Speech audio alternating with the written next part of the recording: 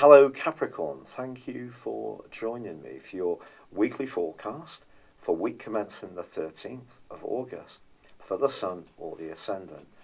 Now the wonderful news for you this week, Capricorn, is that Mars returns to your sign for a month.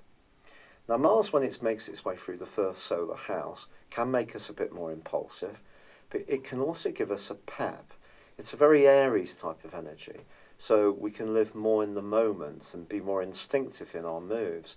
So for someone like you, who tends to be very welded to thinking things through carefully, scrutinising things in a very cautious and sensible manner, Mars actually could be a nice complement here. But it is going to initially still be squaring up with Uranus, and will do so through to the end of this week. So when it does come to anything speculative or money, or even spending cash on things that you might think you would enjoy, try to just rein that in a little bit.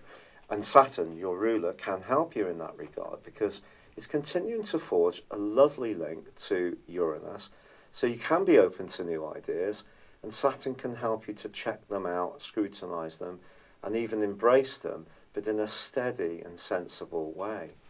Now, what's a bit more of a free radical influence this week occurs on Monday and Tuesday, because Pluto is still linking with the Sun in a quincunx.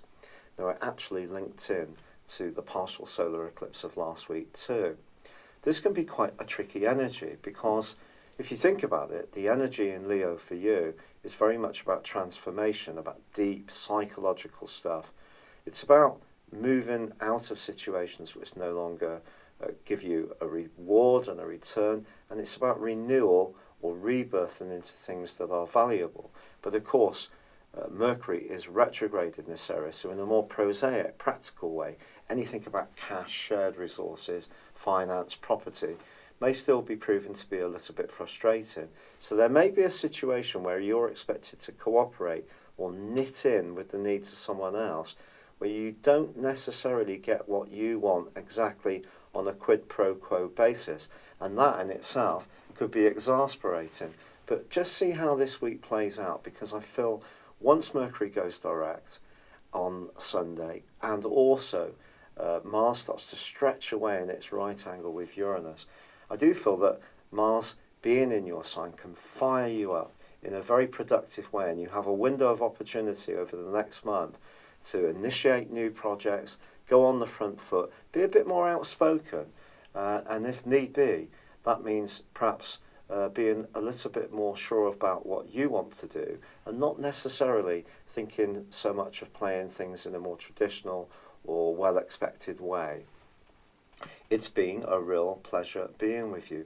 Thank you for joining me. I'd love it if you would like, or comment, or subscribe to my channel if you've yet to do so. Thank you. Hello Capricorn, thank you for joining me for your Sun or Ascendant forecast for August 2018. This month begins with the Sun in the part of your horoscope to do with transitions and changes. It can be an opportunity to embrace the more mystical and even mythical part of life too, to get underneath the surface of things, to explore the deeper motivations you have and those people you are involved with. But Mercury, the planet of communication, is tracking backwards as this month begins, and is also in the same location. So through to the 17th, I think this is more likely to affect the more practical side of the 8th house, which can be about shared resources, banking, investments, business matters, and in some ways to do with property transactions. Now, you probably know that Mercury RX can cause some mischief.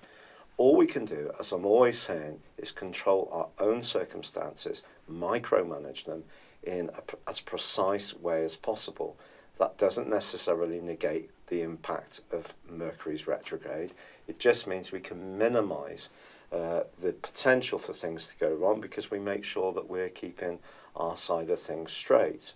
But of course, Mercury is not the only planet that's in retrograde this month. There are a lot of retrogrades, and this is added to on the 7th, when Uranus joins not just Mercury, not just Mars, but also Saturn, and also Neptune, and also Pluto in a retrograde. Now, these retrogrades are going to be talked about a great deal by a lot of YouTube astrologers, but I actually think your zodiac sign is probably going to take the hit the most when it comes to the higher octave or outer planet retrogrades, because Saturn and Pluto are retrograde in your zodiac sign, and Mars is going to be coming back into your sign on the 13th from Aquarius, still tracking backwards through to the 26th. And also the North Node, the point of destiny, that is also going through 3 phases of its own retrogrades this month in that 8th house. So there's little doubt about it that in the case of your sign, I think it is something to be really mindful of. Saturn's about structure, Pluto is about power.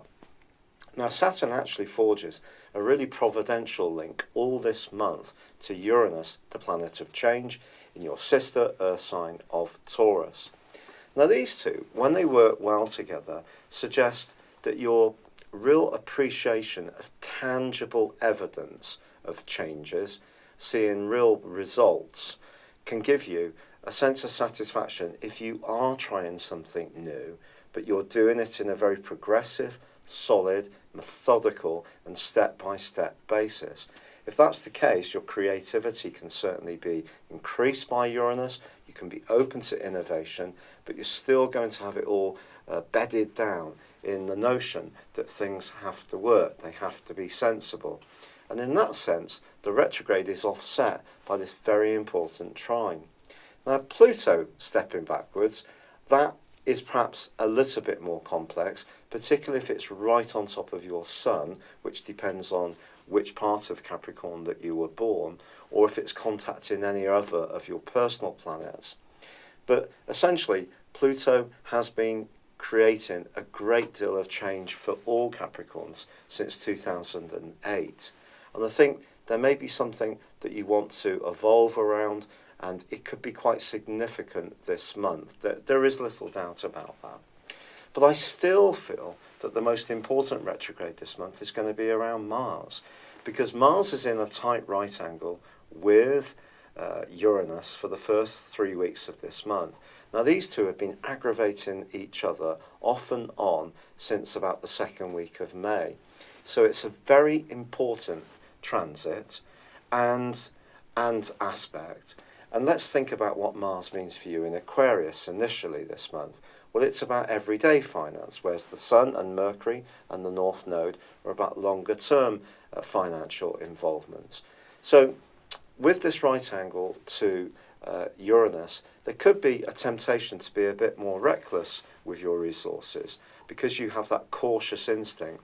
You're often a bit more careful about taking hard and fast risks with your money in the way that some other people could be. But it could just be about quite frivolous things, like you could end up splashing some cash to cheer yourself up on something that actually has no practical value. So really counterintuitive for someone like you, who usually makes very smart decisions in these regards. So just be conscious of that. But also there could be someone calling out for your help. Could be a loved one, could be an offspring, could be someone you're fond of who wants you to help and may come up with a sudden need for your support. Uranus, very much about the unexpected. Mars, about potentially determination, but also frustration. So just be conscious of not going against the grain when it comes to how you like to really vet things, think them through, and be very scrutinising in your approach. I do feel that's going to be good to continue. Now, equally, from the 3rd through to the 10th of this month, the Sun is actually forging a very happy-go-lucky angle to Jupiter. Now, Jupiter's in a brilliant angle for you. It's all about friendship, it's about your future, it's about higher ideals. And it may have been very positive for you around those areas over the last sort of about 8 months. But this right angle to the Sun does have some downsides. Again, it could see you thinking about investing in a situation with a group of other people. It may be just something more social, but if there's any expenses linked to others, that's where you need to think very carefully so that you're not giving away your power or giving away a bit of control which actually ordinarily would keep you feeling very much safe in terms of your resources. However, it does have an upside, this, and it could be that you're just going to think about doing something collectively, and that could be quite fun, especially if it is something to do with like a tarot party or something. Jupiter square Sun in that regard could work well for you. Now, it is true that by the 7th, not only does Uranus go into its retrograde, but Venus moves into a new home. And this home for you can be really important as far as your worldly interactions are concerned. If you're having any interviews, you're meeting people who have some authority, then your ability to cultivate these contacts in a very diplomatic and courteous way is definitely boosted by Venus. In a romantic context, I think this points towards you taking your relationships a bit more seriously. And if you're in a tie that's going well, this next month, the following 28 days from the 7th, could see you thinking about formalising the union. This could be about moving in together, could be getting your own place to live. It could be about even getting spliced, if that's something that really appeals to you. Now, if you are footloose and fancy free, someone could come into your world through your professional situation. And don't be surprised if they're younger and older than you. So do keep an open mind. Now, on the 11th of this month, we do have a powerful partial solar eclipse in the sign of Leo. So this can be a chance to reboot and reinvigorate your ability to think beneath the surface, to be a bit more psychological in your approach to life, or to shed any parts of your existence which aren't working so well for you. Now, with Mercury still tracking backwards, it could be a case that you are waiting for some money to come in, or someone's proving a bit tricky around a business matter. But by the 18th, things can improve. By the 2nd of September, I think things will be much clearer for you once Mercury comes out of shadow. But on the 23rd, the Sun moves into Virgo, your sister Earth sign. The triplicity, especially if you're born very early in Capricorn, is just something for you to really celebrate, because this can give you a real lift from the introspection that may have been more dominant early in the month. Now you can feel more adventurous, more free-spirited. You may want to travel, explore higher education. If you're involved in teaching and training, these skills can be really beneficial for you in the times to come. Now, on the 26th, there is a full moon, but it's a full moon that's going to intersect that fabulous angle between Uranus and also Saturn, your ruler. So I think when it comes to the ideas that can get exchanged, the everyday ideas, I think if you just take it to being open-minded about new ones, and also running them through your vetting system, which is very much about, come on, what's real, you can survive this full moon really quite well. Mars, however, comes out of its retrograde on the 27th, and is going to be with you from the 13th of this month for about a month, come back into Aquarius about the middle of September. So for now, Mars in your own sign is going to give you a lot of feist, a lot of desire to push on, a lot more desire to be individualistic, which is good, but it is in contrast to the partial solar eclipse in Leo, which is about your close involvement. So it could be a bit of a pinch point if you're in a tie where you don't feel you want to make that next stage of commitment, and you may feel that you're being a bit hemmed in by someone's demands, and your need for individuality and space is being thwarted. Then I think Mars moving back into your sign and then coming out of retrograde on the 27th could see you in a much feistier frame of mind, along with the Sun going into the sign of Virgo, and the more free-spirited side of your nature can definitely emerge as this month draws to a close. Now also, Jupiter and Neptune are going to continue to forge a fabulous alliance. Jupiter, remember, has been great for friendships. Neptune's in the point of your scope, part of your scope to do with ideas, your relationships with siblings and neighbours. If there are people that you find to be very uplifting and very enlightening, there may be a particular cause or particular spiritual approach or way of eating, or even perhaps a way of trying to improve your system through supplementation that really appeals to you too. And that can continue to be a benefit this month for you, Capricorns. I'd like to really apologise for getting this done late. I'm actually doing this on the day of last month's total lunar eclipse on the 27th of July. If you don't know, I was diagnosed with having rheumatoid arthritis some weeks ago. The medication hasn't kicked in yet. So many people have sent in great ideas, and I have adopted a lot of natural approaches to try to help my system, but I have really been struggling to work. I haven't felt well, have been struggling to walk, and sleep's been a problem too, getting up and down off chairs and so on.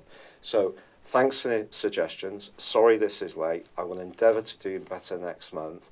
I'd really appreciate it if you would interact with me as much as possible.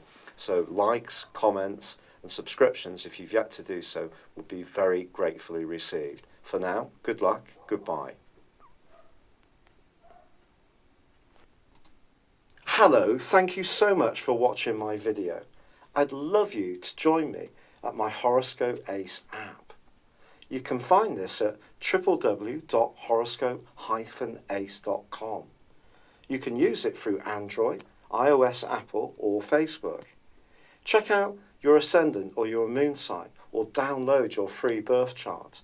There's all your favourite videos, plus there are daily, weekly, monthly and yearly horoscopes for general, love, Chinese and Indian astrology. If your passion is tarot, there's my brilliant 3-card money or love tarot readings too.